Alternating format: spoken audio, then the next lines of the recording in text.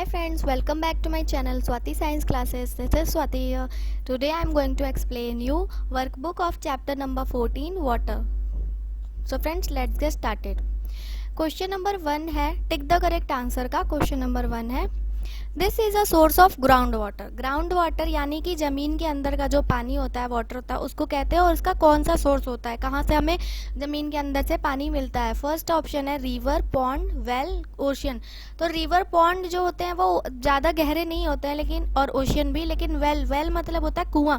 कुआं जो होता है, जब कभी आपने कुआं देखा हो अगर, तो आप देखना कि कुआं बहुत ही गहरा होता है. तो जो गहरा ज़्यादा होता है तो वहाँ से हमें ग्राउंड वाटर मिलता है.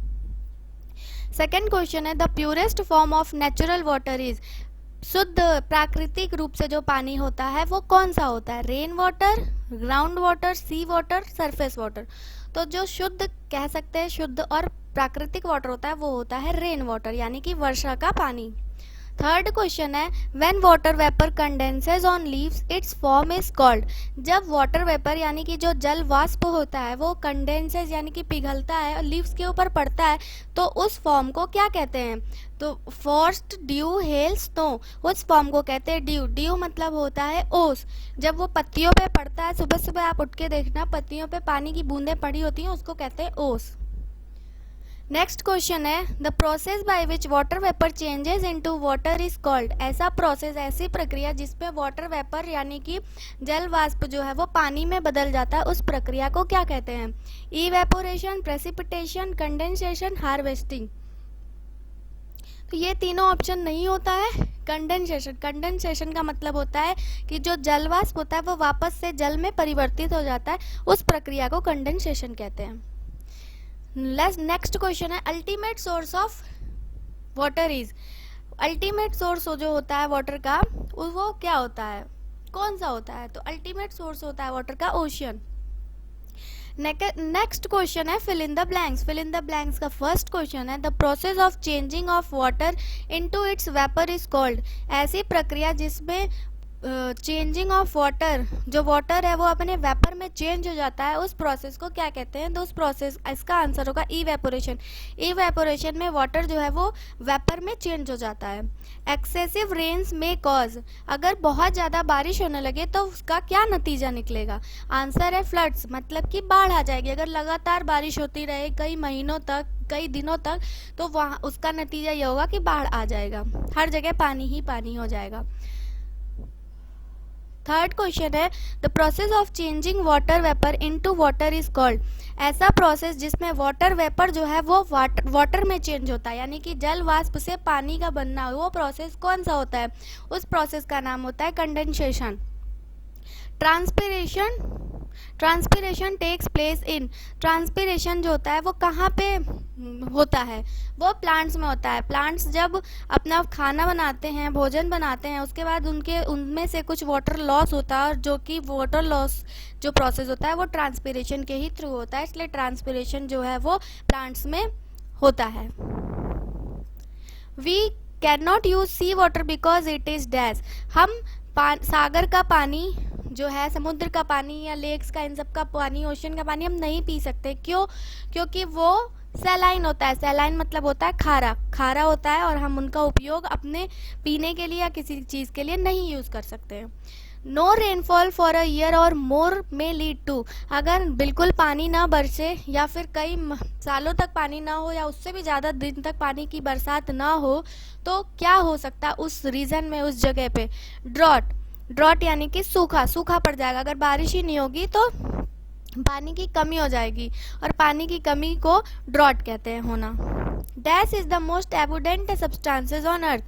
डैश जो है क्या है जो अर्थ पे सबसे ज़्यादा यानी कि ज़्यादा मात्रा में. एबुडेंट मतलब होता है अधिक मात्रा में, या कह सकते हैं कि ज़्यादा मात्रा में.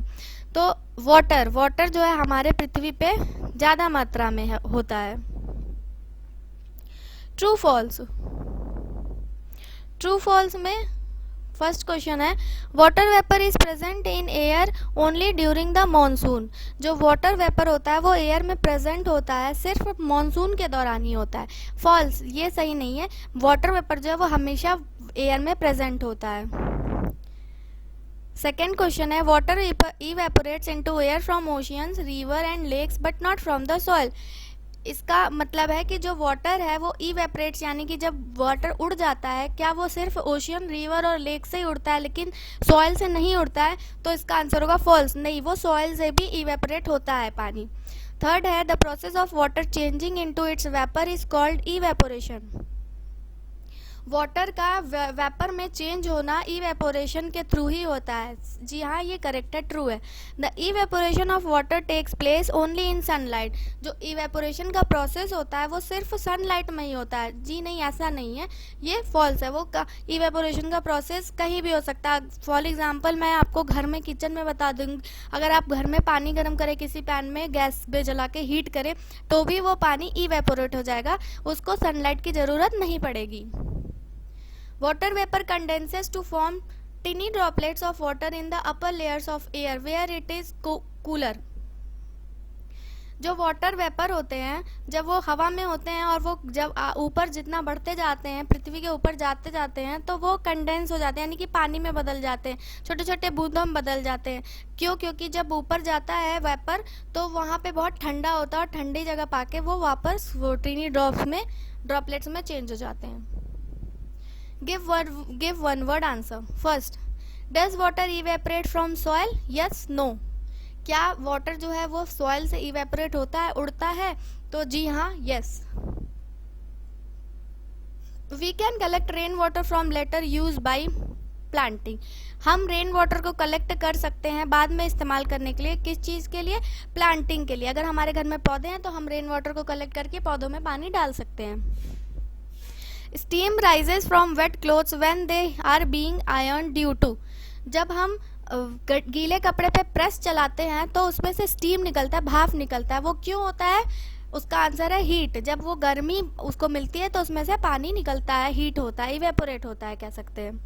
Loss of water by plants is called this transpiration. अभी पीछे मैंने बताया कि जब प्लांट्स में प्रोसेस होता है, फूड बनाने की प्रक्रिया चलती रहती है और सारा प्रोसेस होता है, तो कुछ पानी वो अपना स्टोर करते हैं लेकिन कुछ पानी जो है वाटर लॉस करता है, और जो लॉस होता है वाटर, उसी वो प्रक्रिया को, उसी प्रोसेस को ट्रांसपीरेशन कहते हैं। Last but not the least, lack of rains causes. अगर पानी ना बारिश ना हो, पानी की कमी हो जाए तो फिर क्या होता है? तब क्या होता है? उसका आंसर है ड्रॉट, सूखा पड़ जाता है। So friends, chapter number 14 water का ये वर्कबुक आज मैं यहाँ एंड कर रही हूँ। इसके आगे आपको क्वेश्चन आंसर का वीडियो मिलेगा। मेरे चैनल पर बने रहिए, वीडियोस देखते रहिए, लाइक, सब्सक्राइब और शेयर भी करिए, और मुझे कमेंट करके बताइए कि आपको मेरे वीडियोस कैसे लगते हैं। Thanks for watching.